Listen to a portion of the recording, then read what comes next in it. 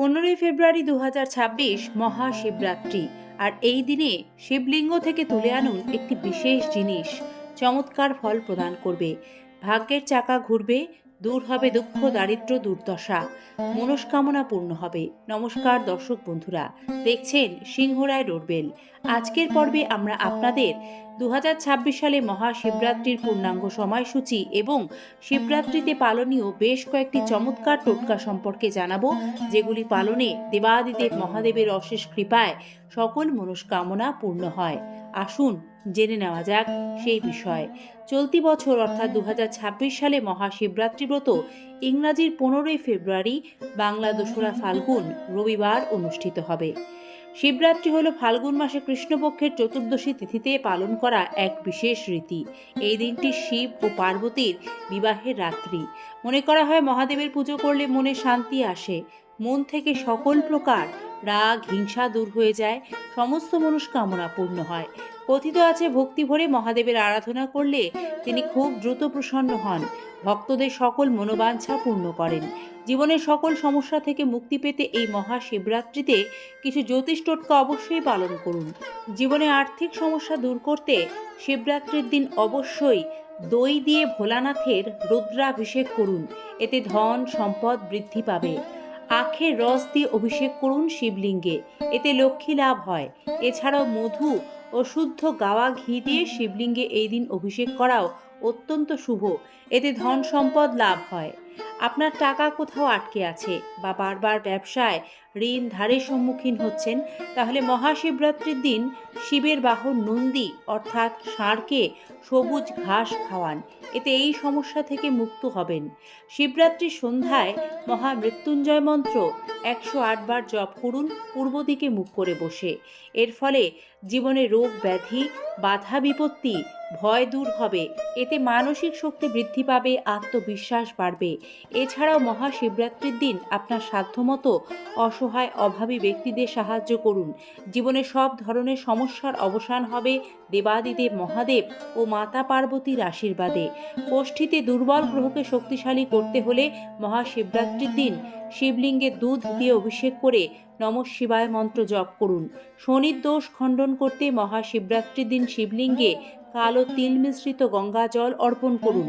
চাকরি ও ব্যবসার সমস্যা দূর করতে মহাশিবরাত্রির দিন ব্রত পালন করুন, জলে মধু মিশিয়ে শিবলিঙ্গের অভিষেক করুন। এছাড়াও মহাদেবের কাছে এই বিশেষ দিনে আপনারা একটি গোটা ডালিম ফল ও ডালিম ফুল নিবেদন করুন, এতে এই সকল জটিল বাধা দূর হবে, সুখ সৌভাগ্য আপনার নিত্য সঙ্গী হবে।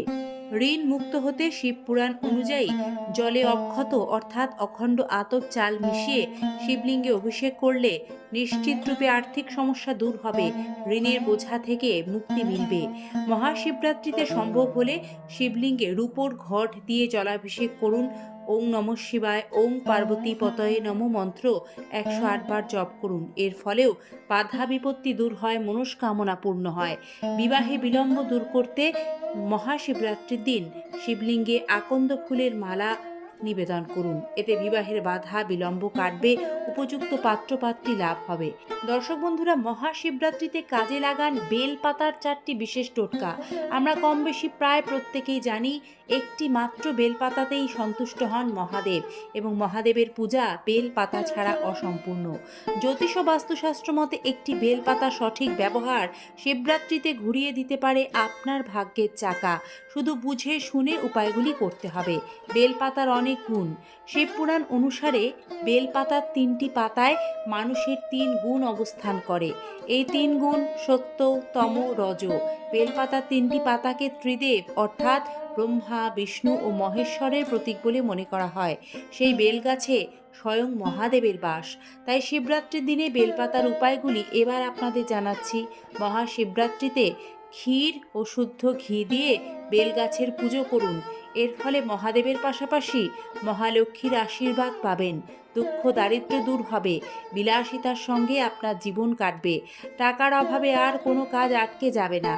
এছাড়াও মহাশিবরাত্রিতে অবশ্যই একটি নিখুঁত ত্রিফলক অর্থাৎ বেলপাতা শিবলিঙ্গে অর্পণ করুন এবং সেই অর্পিত বেলপাতা অতি সযত্নে ভক্তি ভরে শিবলিঙ্গ থেকে পূজা শেষে তুলে এনে আপনার আলমারি বা সিন্ধুকে যেখানে টাকা পয়সা রাখেন সেখানে রেখে দিন।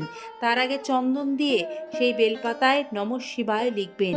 এতে আর্থিক সংকট দূর হয়, গ্রহদোষ খণ্ডন হয়, বাস্তুদোষ কাটে এবং অর্থ আগমনের পথ প্রশস্ত হয়, কর্মের বাধা দূর হয়। আপনার দীর্ঘদিনের কোনো মনস্কামনা খুব দ্রুত পূর্ণ করতে মহাশিবরাত্রির সন্ধ্যায় যে কোনো একটি বেলগাছের নিচে একটি মাটির প্রদীপে শুদ্ধ গাওয়া ঘি ঢেলে সেই প্রদীপ জ্বালান। সঙ্গে ফুল কুমকুম নিবেদন করুন। এতে আপনার জীবনে সমৃদ্ধি আসবে, তুষ্ট হবেন মহাদেব ও মাতা পার্বতী। আপনার মনের ইচ্ছা খুব দ্রুত পূর্ণ হবে। এই নিয়ম বা প্রতিকারগুলির সবচেয়ে ভালো ফল পেতে মহাশিবরাত্রি থেকে নিয়ে আগামী আরও 5টি সোমবার একইভাবে শিবলিঙ্গে জলাভিষেক করে বেলপাতা নিবেদন করবেন। পুজোর পর সেই বেলপাতা থেকে যে কোনো একটি বেলপাতা সংগ্রহ করে নিজের পার্স, মানিব্যাগ বা অর্থ রাখার স্থানে রাখবেন। প্রতি সোমবার এই কাজ করবেন। আগের সপ্তাহের বেলপাতা জলে ভাসিয়ে দেবেন। এতে জীবনে অর্থাভাব, কর্মের বাধা দূর হবে, গ্রহদোষ খণ্ডন হবে। আপনি আত্মবিশ্বাসে পরিপূর্ণ হয়ে উঠবেন এবং আপনার জীবনে নিশ্চিত রূপে ভালো ফল, সুখ, উন্নতি ইত্যাদি সব কিছুই আসবে। দর্শক বন্ধুরা, যাই করুন, ভক্তি হলো একমাত্র উপকরণ ও মূল নিয়ম যা ভগবান ভক্তের কাছে চান।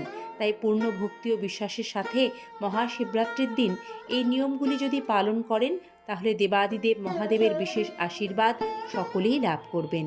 ধন্যবাদ পর্বটি দেখার জন্য। ভালো থাকবেন। হর হর মহাদেব। জয় শিবশম্ভু। ঈশ্বরের আশীর্বাদে সকলের মঙ্গল হোক। ধন্যবাদ। নমস্কার।